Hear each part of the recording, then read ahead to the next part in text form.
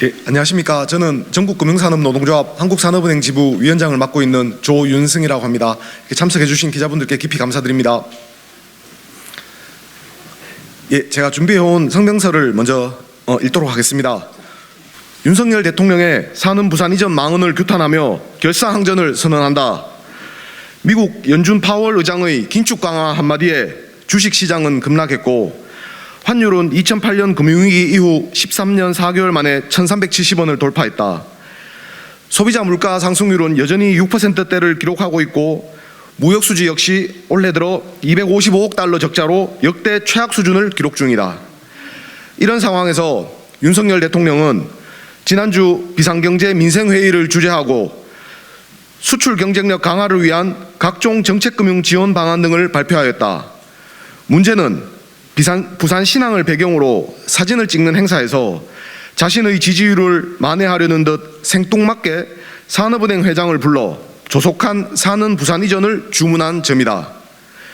무역수지 적자에 대한 긴장감의 표현이나 현재 경제 상황을 복합위기로 진단하고 총력 대응을 강조한 것까지는 잘했다. 그런데 산업은행 부산 이전이 왜 거기서 나오는가? 지금이 그런 한가로운 소리를 할 때인가? 대통령이 직접 밝혔듯이 수출 경쟁력 강화를 위한 무역 금융 규모 확대, 유망 신산업 지원은 모두 정책금융, 특히 산업은행이 가장 큰 역할을 맡고 있다.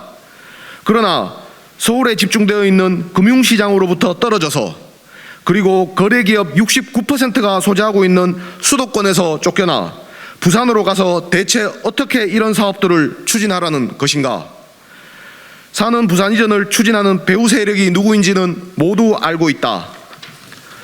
소위 윤핵관이라 불리는 국민의힘 부산 출신 정치인들이다. 그리고 그들의 관심은 국민이나 국가 경제가 아니라 오직 자신들의 지역 유권자들의 표심일 뿐이다.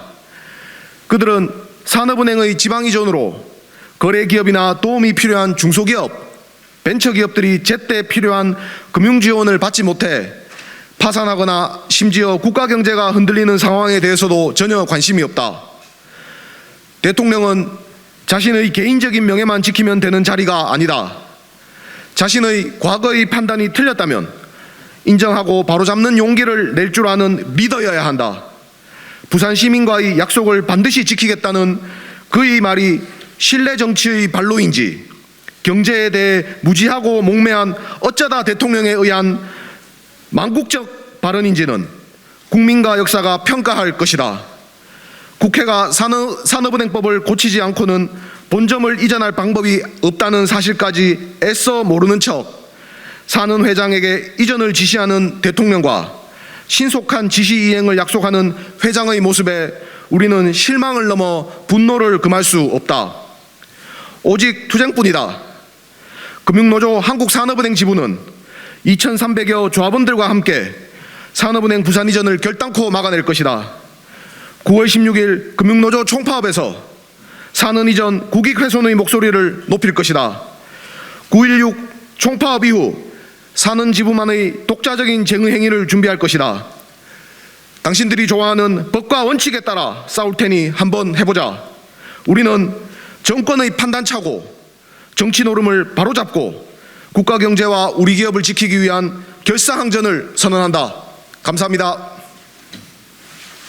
우선 산업은행은 본점 및 9개의 지역본부, 80개의 지점, 그러니까 산업은행은 본점 그리고 9개의 지역본부 그리고 80개의 지점을 통해서 이미 국가 균형 발전을 든든히 지원하고 있는 상태입니다. 그런데 본점을 이전하려고 한다면 기본적으로 산업은행법 제4조 1항에 한국산업은행의 본점은 서울특별시에 둔다라고 되어 있습니다. 그것은 산업은행 본점을 서울특별시에 둔다라고 하는 것은 서울을 국제금융 허브로 만들어서 국가 경쟁력을 더 키워나간다는 의미입니다. 그리고 지방으로 이전한다면 국토균형 발전에 의미가 있어 보이는 듯하나 부산에서는 부산은행, 광주에서는 광주은행, 대구에서는 대구은행 등 지방은행이 성장하고 커나갈 수 있는 기반을 마련해야 합니다. 그런데 산업은행을 이전하게 되는 것은 우선 법 위반이고요. 법 위반이 되지 않으려면 산업은행법을 국회에서 충분히 논의해 개정해야만 합니다. 그런데 윤석열 정부는 이렇게 법 개정은 하지 않고 꼼수 이전 등을 하려고 하는 시행령 쿠데타 정부의 일환을 또 여기에서도 진행해 나가고 있는데요.